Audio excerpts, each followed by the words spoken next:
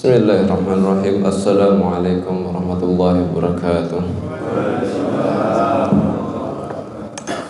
Alhamdulillahi rabbil alamin, wassalatu wassalamu ala nabiyyina Muhammadin wa ala alihi wa ashabihi wa man tabi'ahum bi ihsanin ila yaumiddin. Ibadallah, usin wa iyyakum bittaqwallah faqad fazal muttaqun. Wa qala Allah ta'ala fi kitabihil karim ba'da na'udzu billahi minasyaitonir rajim. Ya ayyuhalladzina amanu taqullaha haqqa tuqatih wa la tamutunna illa wa antum muslimun. Wa qala aidan ya ayyuhalladzina amanu taqullaha wa kunu ma'as shadiqin. Alhamdulillah, puji wa syukur mantuga kita unjukaken dumateng sadeleng Allah Subhanahu wa taala. Kita saged nglajengaken kegiatan ingkang sae kados makaten, kita saged mlempak kados makaten niku saestu namung krana nikmat saking Allah Subhanahu wa taala. Monggo kita bersyukur kepada Allah Subhanahu wa taala wonten ing lisan kita kanthi ngucapaken alhamdulillahirabbil alamin.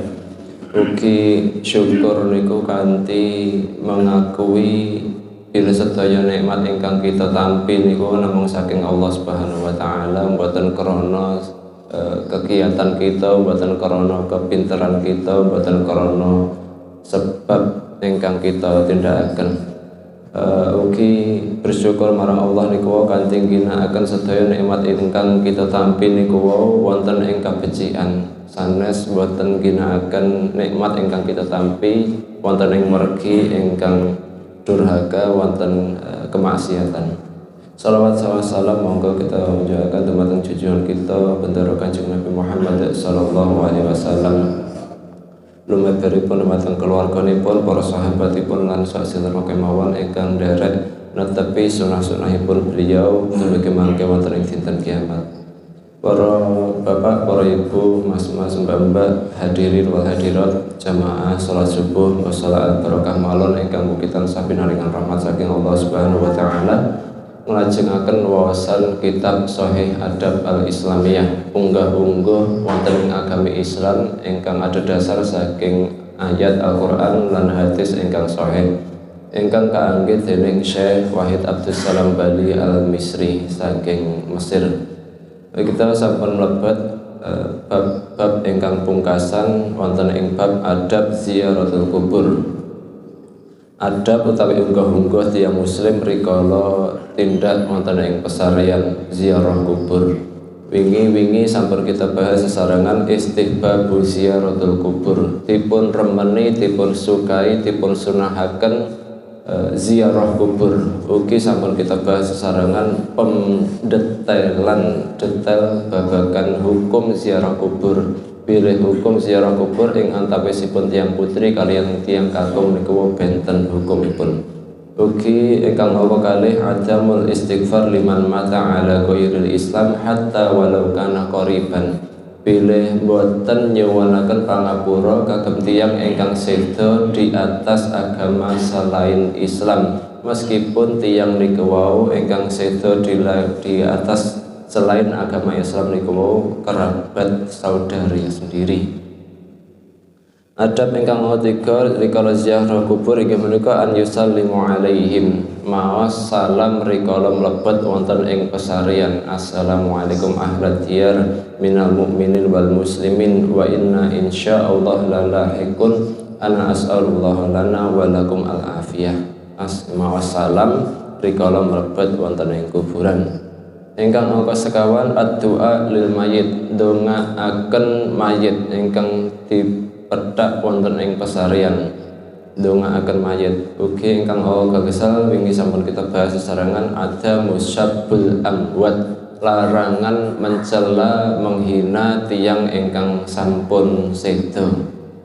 Ingkang angka 6 ugi sampun kita bahas adamul iqadus sumu wasuruj ghairiha fawqal qabr, larangan menyalakan lampu utawi lilin wonten ing sainggilipun kuburan.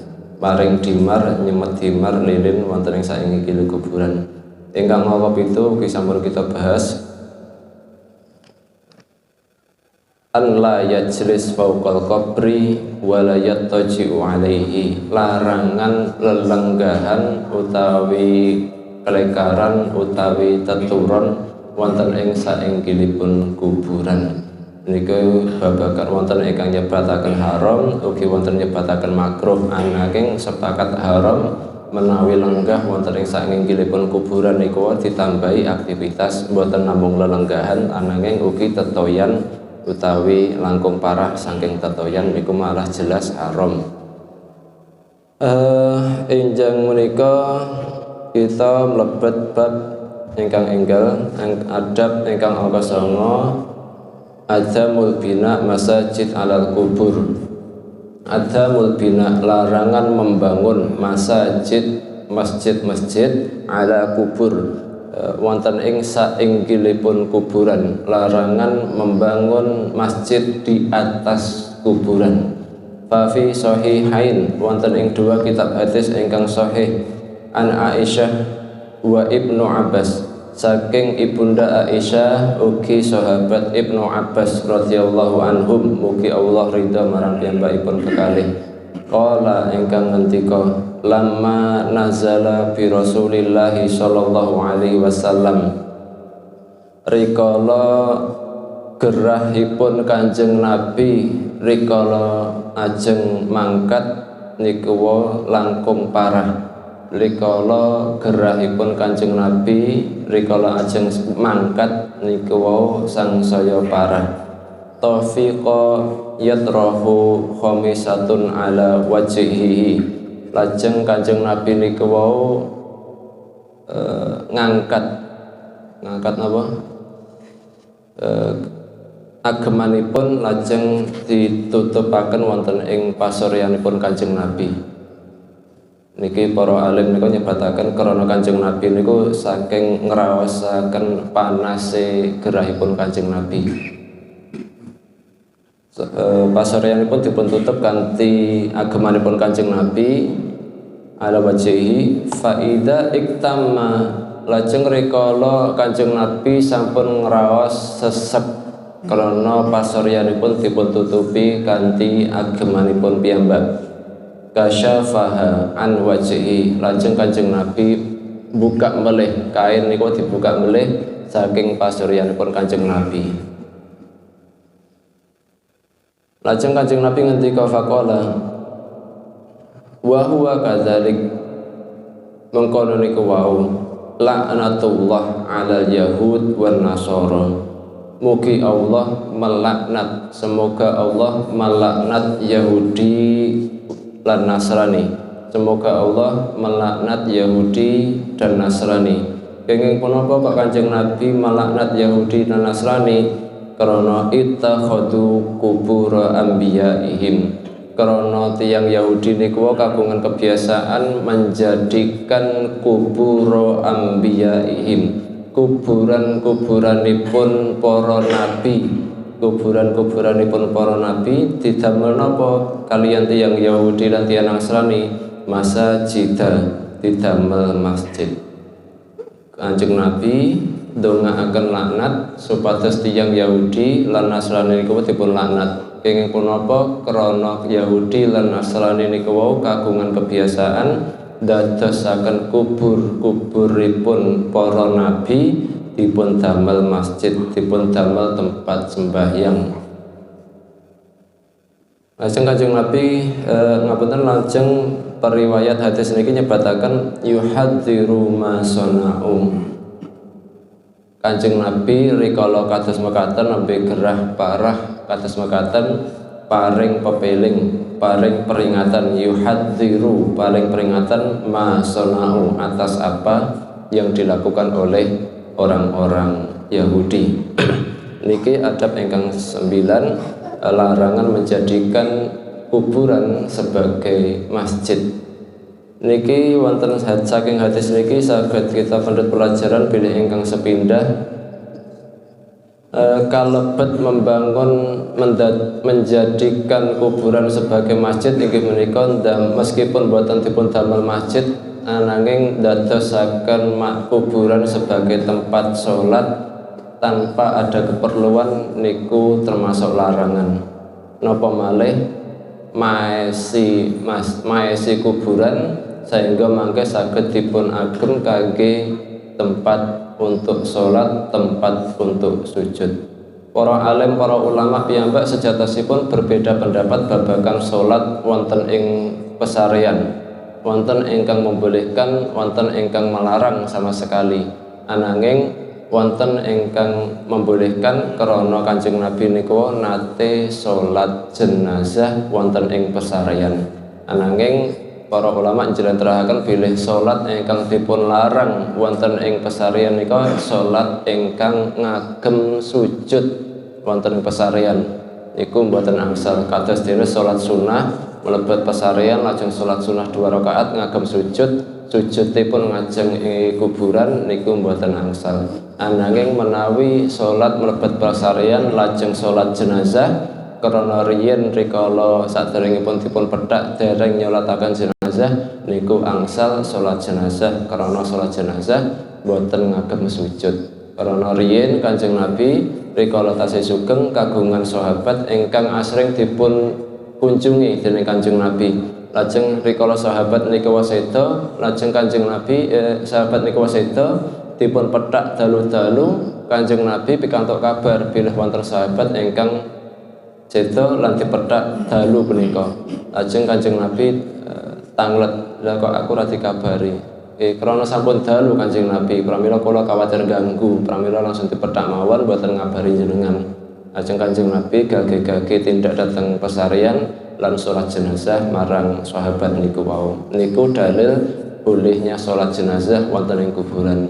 Ananging salat mutlak, salat 2 rakaat ngagem sujud ngagem rukuk, para ulama nyebataken wonten ing kuburan mboten angsal.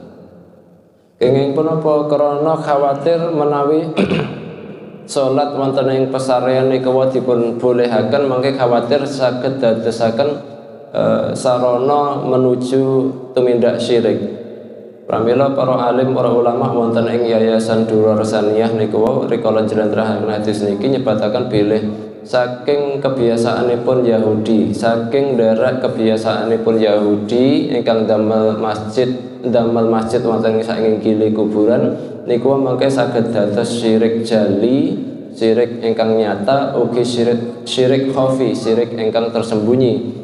Syirik jali kados pripun? Nggih menika rikala tiyang niku sujud marang kuburan, utawi tiyang niku wau menawi diperbolehkan salat wonten ing kuburan mangke khawatiripun mengagungkan penghuni kubur niku wau.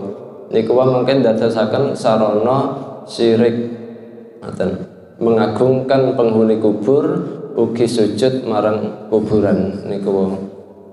Ingkang kalih niki ugi saged dados sarana syirik khafi, syirik ingkang tersembunyi. Menawi dipun tangleti kang ngapa kok salat ning kuburan nganggo sujud, rukuk, centrat-centrit kados niku wau. Aku ki mau ning kono ki nyembah Gusti Allah ya, aku ora nyembah penghuni kubure. Lah ngapa kang kok dadak salat dadak ning kono wae, wong salane ning jaba masjid, ning jaba kuburan ana masjid. Yo krana aku yakin sholat ning kuburan iku luwih apik, luwih iso ngelingke aku marang kematian. Menawi miturut para alim, para ulama wonten ing Yayasan Durar Saniyah nyebataken bilih ingkang kados mekaten niku wau syirik khafi, syirik ingkang tersembunyi, boten bloko, boten suto. Sehingga mengke saged dadosaken mengke nek ditokne dangu-dangu mengke dados syirik ingkang jali. Ugi saking hadis niki saged dipun pendet pelajaran Imam Ibnu Qayyim Al-Jauziyah nyebataken makaten, menawi sampun wonten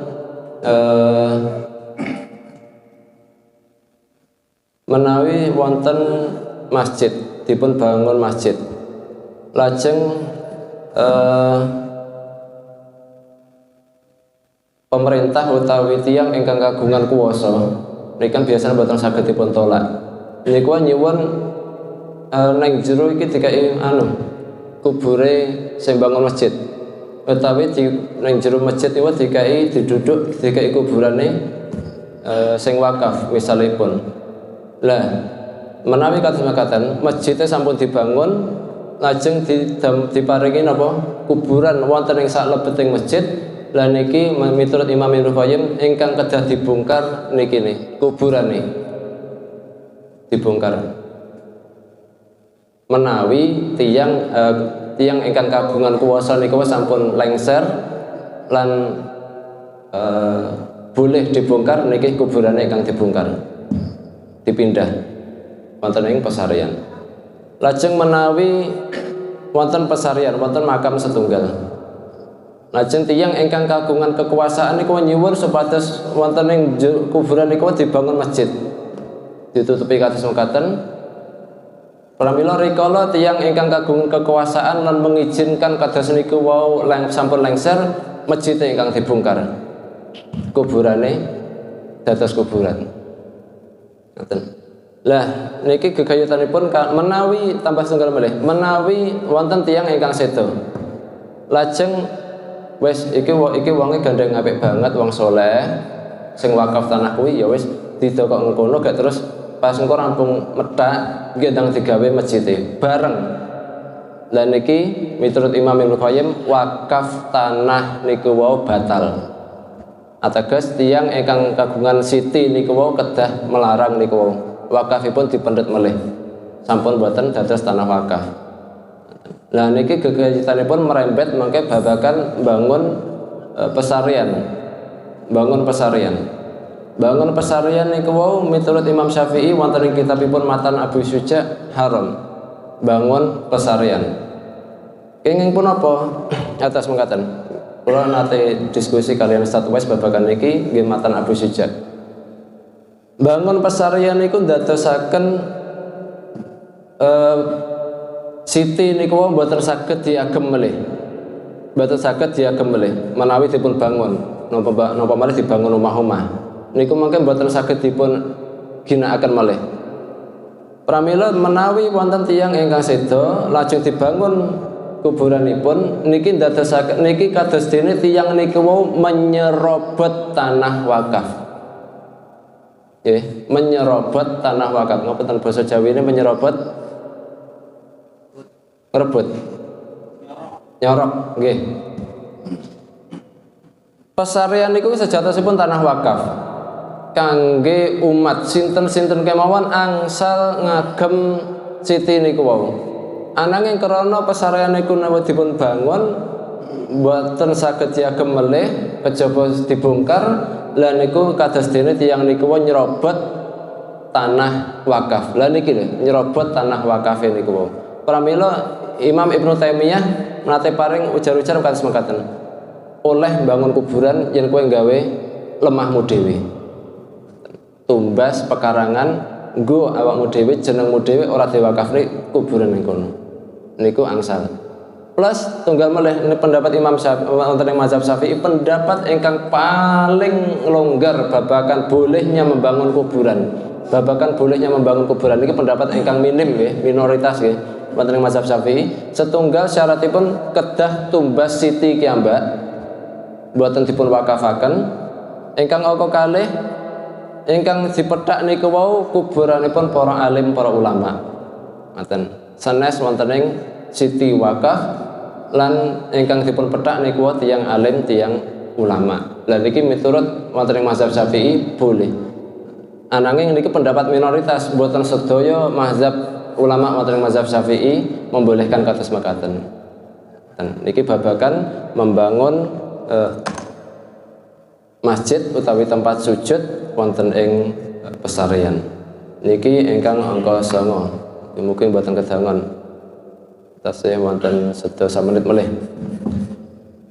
Adab ingkang angka 11 adamul masya fil maqabir bil khada. Boten ngagem trompah. Boten ngagem trompah rikala mlampah wonten ing makobir, wonten ing pesarian. Boten ngagem trompah. Napa mahrus trompah? Nggih nek kula ngertos Mbah ngertos kados mahrus ngoten niki dereng ngertos. Sandal terus. Boten ngagem trompah utawi serandal rikala mlampah wonten ing pesarian. Rawa Abu Dawud bisanatin hasanin. Imam Abu Dawud ngriwayataken hadis ingkang hadis niku wau sanatipun hasan saestu nyambung kalian Kanjeng Nabi. An Bashir bin Khosasiyah saking sahabat Bashir putranipun Khososiyah radhiyallahu anhu, mugi Allah ridho marang piyambakipun ingkang nate ngendika, kuntu amsi ma'a Rasulillah sallallahu alaihi wasallam, kula aku nate melampah bareng kalian Kanjeng Nabi sallallahu alaihi wasallam, famarra ala kuburil muslimin, lajeng kula kalian Kanjeng Nabi nglewati pesareanipun tiyang muslim. Niki ala kuburil muslimin niki ingkang dados dasar ugi damel pesarean muslim. Karena hadis niki dipun sebataken Kanjeng Nabi lewat ala kuburil muslimin, kubure tiyang-tiyang muslim. Faqala lajeng Kanjeng Nabi ngendika, lajeng sinten Bashir nika ngendika, laqad sabaqa haula isyarra kasiran, lajeng sesungguhnya telah mendahului kalian keburukan syarra kasiran, keburukan yang banyak. Summa mara kuburil musyrikin. Nah niki kemudian Kanjeng Nabi ugi nglewati ala kuburil musyrikin, melewati kuburnya tiang-tiang musyrik. Dados kuburipun tiang muslim, kuburipun tiang musyrik dipun pisah. Kina faqala lajeng Kanjeng Nabi ngendika, laqad sabaqa haula'i khairan kasiran, telah mendahului kalian kebaikan di dunia yang banyak. Maksudnya pun kados mekaten, rikala nglewati kuburanipun tiang muslim, Kanjeng Nabi ngendika telah mendahului kalian keburukan yang banyak. Melewati kuburanipun tiang muslim kok malah Kanjeng Nabi telah mengatakan telah mendahului kalian keburukan yang banyak. Ateges wonten ing alam donya awakmu kabeh wong-wong muslim ki wis nglewati urip ingkang sara wonten ing alam donya. Terus mekaten. Lan rikala nglewati kuburanipun tiyang musyrik, Kanjeng Nabi ngendika telah mendahului kalian kebaikan yang sangat banyak. Napa? Tiyang kafir, tiyang musyrik niku ndadosaken donya kados dene swarga. Kepenak-penake ning donya wis entek, saiki kowe ning neraka ning akhir alam kubur kanthi kari nunggu siksa kados mekaten. Fahanat minhu tifatatun, lajeng perhatiane Kanjeng Nabi niku wau tertuju fara'a rajulan marang tiyang jaler. Sak sampunipun ngendika kados mekaten, netronipun Kanjeng Nabi melihat seorang laki-laki yamshi bainal kubur, nembe melewati di antara kuburan-kuburan. Sasampunipun paring ular-ular teng sahabat Bashir kados mekaten, Kanjeng Nabi ningali wonten tiyang ingkang lewat wonten ing kuburan fi na'laiti, ngagem trompah. Tiyang niku wau ngagem trompah. Lajeng Kanjeng Nabi ngendika faqala ya sahiba sibtiyatain alkihima, wahai pemilik dua sandal sibtiyan, wahai pemilik dua sandal wahai pemilik dua trompah sibtiyan, alkihima, lepaskan keduanya. Para alim, para ulama saking hadis niki njlentrehake kados mekaten, niki boten terbatas pada sendal jenis sibtiyan. Kanjeng Nabi ngendika ya sahiba sibtiyatain, wahai pemilik dua sandal sibtiyan. Sandal trompah sibtiyan niku salah setunggaling jenis sandal sibtiyan.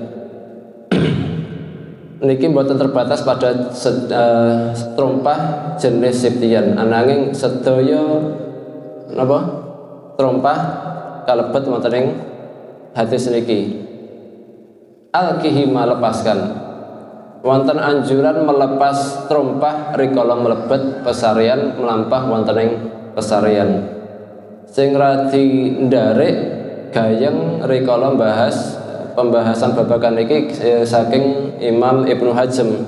Imam Ibnu Hazm ngendika bilih ingkang dipun larang niku wau nggih namung sendal sibtiyan niku wau. Sendal sibtiyan menawi sendal sanesipun swallow, karfil, eger niku malah angsal. Karena sing dipun larang nggih namung sendal sibtian. Niki wajar karena Imam Ibnu Hazm niku saking mazhab Zahiri.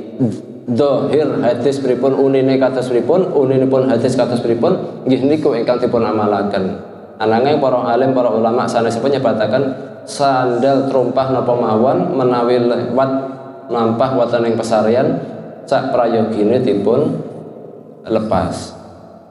Ananging Syekh Abdul Muhsin Al-Abad niku nambahaken keterangan kados mekaten.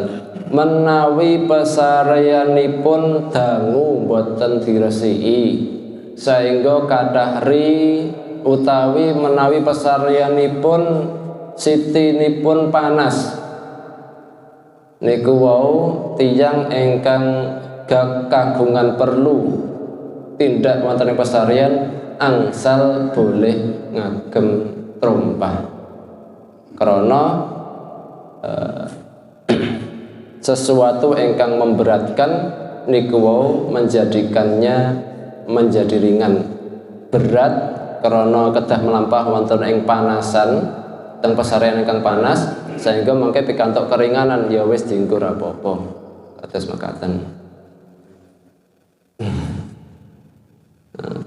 Niki wau babagan melepas randal, melepas trompah rikala melampah wonten ing pesarian. Ingkang pungkasan wonten ing enjing punika lan penutup saking adab ziarah kubur inggih menika adab ingkang 11 adamul istighosah bil maut, larangan beristighosah kepada orang ingkang sampun sedo. Larangan istighosah kepada tiyang ingkang sampun sedo. Setunggal istighosah niku wau napa? Istighosah niku wau ndedonga. Istighosah niku wau ndedonga. Ananging bentenipun istighosah kaliyan doa inggih menika istighosah niku wau doa ingkang dipun panjataken sesarengan tiyang kathah. Plus dalam keadaan mendesak. Istighosah doa yang dipanjatkan orang banyak dalam keadaan mendesak. Kemarau panjang ketiga buatan Jawa tiyang melempak donga sesarengan. Dongane napa nyuwun istighosah. Nyuwun paringi Jawa. Lah niku dipun wastani istighosah. Donga bareng-bareng. Dalilipun napa istighosah niku boleh. Istighosah niku boleh. Dalilipun a'udzubillahi minasyaitonir rajim. Ittastaghisuna rabbakum fastajaba lakum anni mumittukum bi alfim minal malaikati murtifin. Ittastaghisu, dan ingatlah ketika kamu beristighosah kepada Rabbukum marang pangeran sira kabeh, fastajaba lakum, lan Allah sampun mengabulkan lakum kanggo sira kabeh anni mumittukum, dengan mengirimkan, mendatangkan bagi kalian bi alfim minal malaikah, mengirimkan 1000 malaikat murtifin berturut-turut. Niki ayat niki Al-Anfal ayat 9 dan 10 niki wau Kanjeng Nabi nembe nderek peperangan dalam keadaan terdesak. Lajeng Kanjeng Nabi lan para sahabat nyuwun marang Gusti Allah supados dipun paringi pitulungan. Lajeng Allah Subhanahu wa taala menurunkan 1000 malaikat sehingga pasukan Kanjeng Nabi saged menang wonten ing peperangan niku wau. Ittastaghisu, dan ingatlah ketika kalian beristighosah. Istighosah niku wau rikala dalam keadaan berjamaah para prajurit Kanjeng Nabi berdoa bareng-bareng dan dalam keadaan mendesak nembe peperangan niki wau istighosah. Istighosah sejatosipun halal boleh. Ananging istighosah ingkang dipun larang salah satunggaling inggih menika istighosah lumantaran tiyang ingkang sampun sedo. Dangu boten Jawa malah melempak wonten ing kuburanipun sinten. Lajeng nyebut-nyebut marang Gusti Allah lumantaran tiyang ingkang sampun sedo niku wau niku perkawis ingkang haram, boten bareng, boten angsal. Karena Kanjeng Nabi piyambak nate ngendika idza sa'alta yan awakmu nyuwun fas'alullah, nyuwun marang Gusti Allah. Niki wau babagan larangan istighosah lumantaran tiyang ingkang sampun sedo. Alhamdulillah sampun pungkas anggenipun kita sinau sesarengan babagan adab utawi unggah-ungguh tiyang muslim rikala ziarah kubur. Mugi-mugi migunani, mugi-mugi manfaati, lan mugi-mugi kita saged nindakaken ngamalaken napa-napa ingkang sampun kita sinau sesarengan wonten ing enjing punika. Mugi-mugi saged beto kaberkahan marang diri kita, beto kaberkahan marang keluarga kita, langkung-langkung mugi-mugi beto kaberkahan kagem daerah kita, kagem kampung kita. Amin ya rabbal alamin. Cekal semanten ingkang saged kula aturaken, monggo kita tutup kanthi wawasan doa kafaratul majelis. Subhanaka Allahumma wa bihamdika asyhadu an la ilaha illa anta astaghfiruka wa atubu ilaik. Wassalamualaikum warahmatullahi wabarakatuh.